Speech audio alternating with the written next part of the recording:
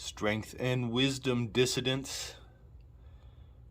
Today we are covering some Greek mythology.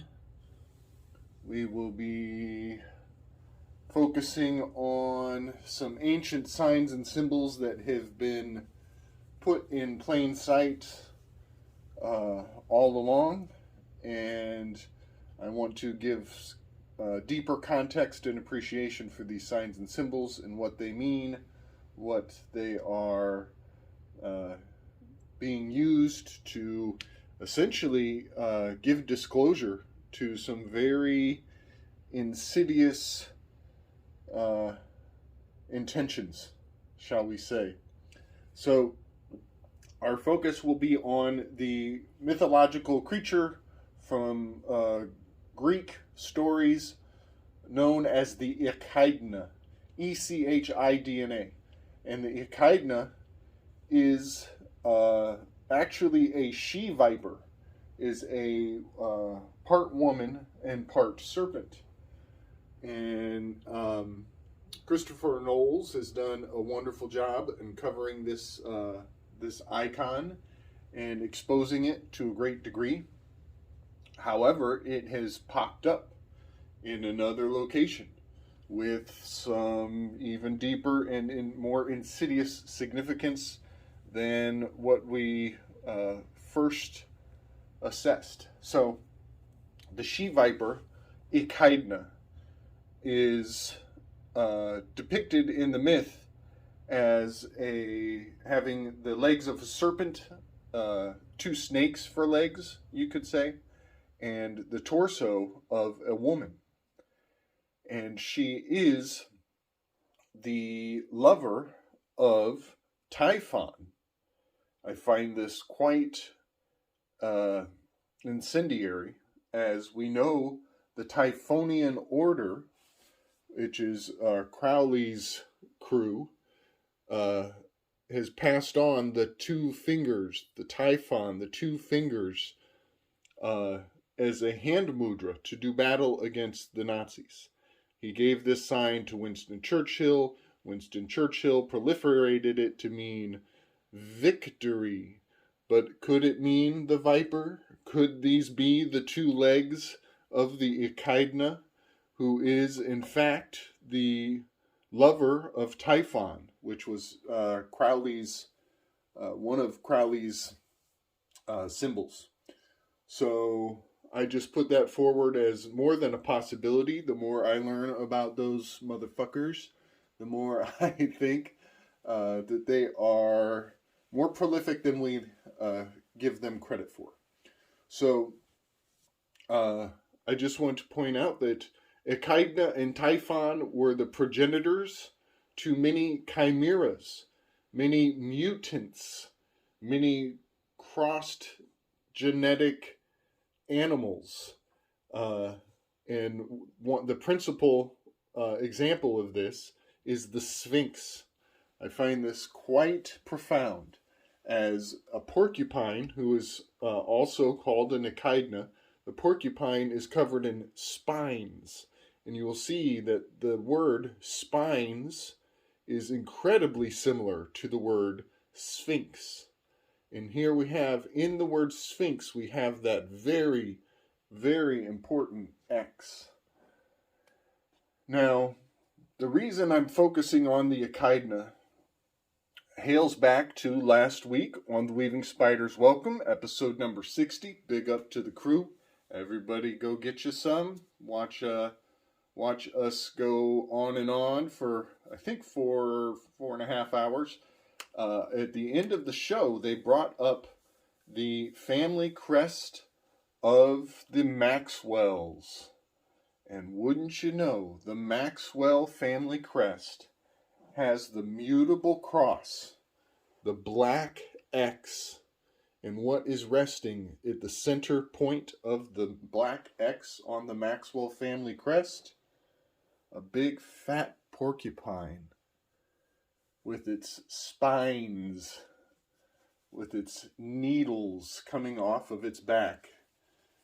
So we'll circle on back to that when I get towards the end here, but I'll just list a few more relatives of the Sphinx, some of the family members uh, of this list of chimeras. We get Orthrus, Cerberus, Hydra. A lot of people are thinking about Hydra right now. A lot of people know this has much to do with the not just the Avengers, but this has much to do with some of the problems that are plaguing the world at this moment. But also, Echidna and Typhon were the progenitors of the Caucasian eagle, which was the animal that would come down and eat Prometheus's liver on on a daily basis. So these myths are a little bit scrambled, and in some cases Echidna is in the list of the children. Other cases Echidna is listed as the mother. There is a lot of mutations to the story, permutations, many permutations going on in this mythology. That is quite by design, I am convinced. Today I am very happy to say I had a fun little conversation with my mother talking about this presentation, and she decided to look on her mainstream source of information to find out what the history of the Starbucks logo was. And her explanation was incredibly whitewashed, and it even had accusations of conspiracy theories in the description of the Starbucks logo. I found that absolutely challenging. And wouldn't you know, I was quite able to bring her to my side of the fence, and she was able to see when I showed her the depictions of the Echidna, she was very much able to see that Starbucks, in their mainstream website explanation, they danced around the term Echidna quite obtusely. It was very obvious that they were not admitting what the actual nature of their logo was, and that it changes. It has changed 3 or 4 times throughout history. It is very subject to change, like the mutable X. So I'll just jump on. I want to throw this out. Echidna was killed in her cave while she was sleeping by the 100-eyed giant named Argus. And anybody who's been on the Weaving Spiders with us before, Argus comes up quite a few times. Argus is an anagram for sugar. It is also a character from American Gods, who basically serves as the all-seeing eye of the essentially something like NORAD, the Central Intelligence Agency headquarters.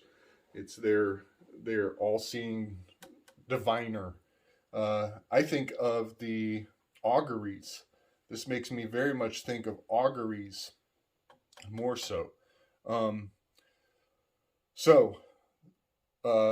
That being said, I already went here, and this is more of Chris Knoll's territory. But modern iconography, you get Starbucks, with which, by the way, I'll link a show in the show notes from Really Graceful, where she links Starbucks to glyphosate very powerfully. That they are taking in some Monsanto rich, I like to call them Amazon Santo.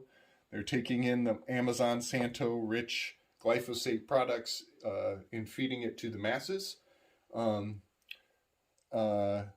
However, just last week we found this historical iconography of the Echidna. The iconography of the Echidna, and we found it in the Maxwell family crest, and I will bring that forward for everybody to see here as well. And I will point out, at this point, I don't think we can let any X's pass through our radar without giving it a little extra attention, because we are dealing with mutation, mutable, things that are going to change. I've done a lot of work in the past about Disney Plus, LGBTQ, Elemental P, XY, Echidna Plus. We're talking about mixing and matching, mutations, mutants, X-Men. So many places at this point. Also, I'm still standing by my 4 royal stars having parallaxed into mutable positions. So X's have all the more value in today's climate, to the max, to the maximum. We just had Mad Max, where the woman has a mechanical arm. Anyways, so something in my research that came up that absolutely startled me. I very nearly saturated my britches. The porcupine is called the echidna because it is a perfect mix between mammal and reptile. I can't be the only person who has found this. But to know that the family crest of the Maxwells venerates the porcupine, which is the perfect cross between mammal and reptile, is absolutely dumbfounding to me. Makes well. The Maxwells make well between mammal and reptile. That is, a little bit alarming. Just, I'm not all that into the reptiles run the world. I know that mythology hails back a very long time. But this is where vampires, vipers, reptiles, cross bloodlines, and Dracula, all these myths are being exalted and advertised, put in plain sight, to the point of mockery, as far as I'm concerned. So I'll try to bring a lot of these images forward and put a lot of show notes so people can substantiate my words and take this to the next level. This is by no means conclusive or complete. This is just the beginning of many, many more permutations to come. But I did a little wordplay with the word echidna, and in German I was able to phonetically derive echidna, which this is I, and Kaidna is kidding. I am kidding, which is almost scary, because Echidna spent her whole life in a cave pushing out mutation babies. She was kidding her whole life. All she was doing was pushing out mutant children. And in Japanese, ichi means one. Ichi means one in Japanese. And so here I will put forward E-C-H-I, Ichi,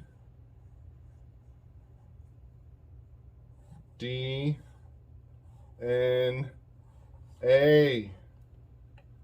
The word echidna always has, always will have the letters DNA, having much to do with the crossing over of mammal and reptile. Ladies and gentlemen, I hope you find this as interesting as I do. It kind of blows my freaking mind. One last thing I want to point out.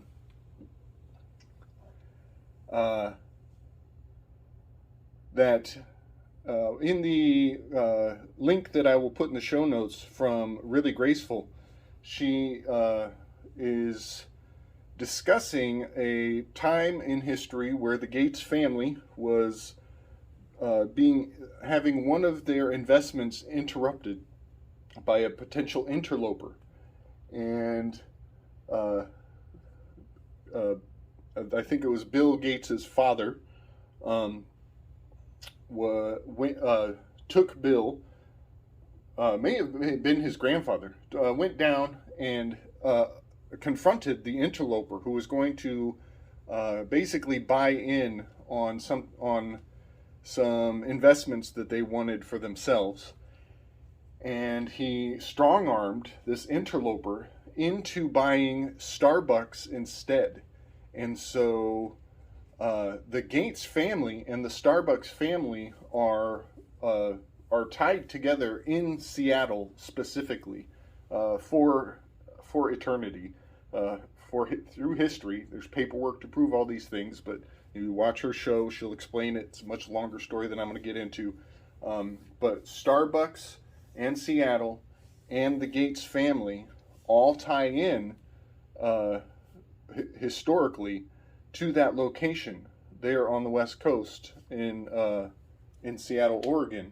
Now, something that is really alarming about that is how Seattle's icon, their icon of the sky, is a needle. It's a needle. There's a spine poking up in the sky in Seattle, where Starbucks and Microsoft are based out of principally.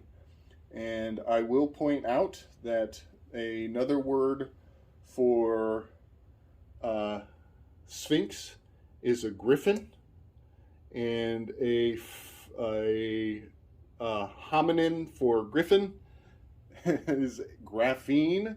Very similar sounding name for griffin is graphene, and we have graphene coming out of needles thanks to the Gates family. I just want to point all of these out. I'll put some graphics together and try to have a good time with it. I hope everybody is getting the signs and signals and catching my drift, if you know what I mean. Much love and respect, everybody. Strength.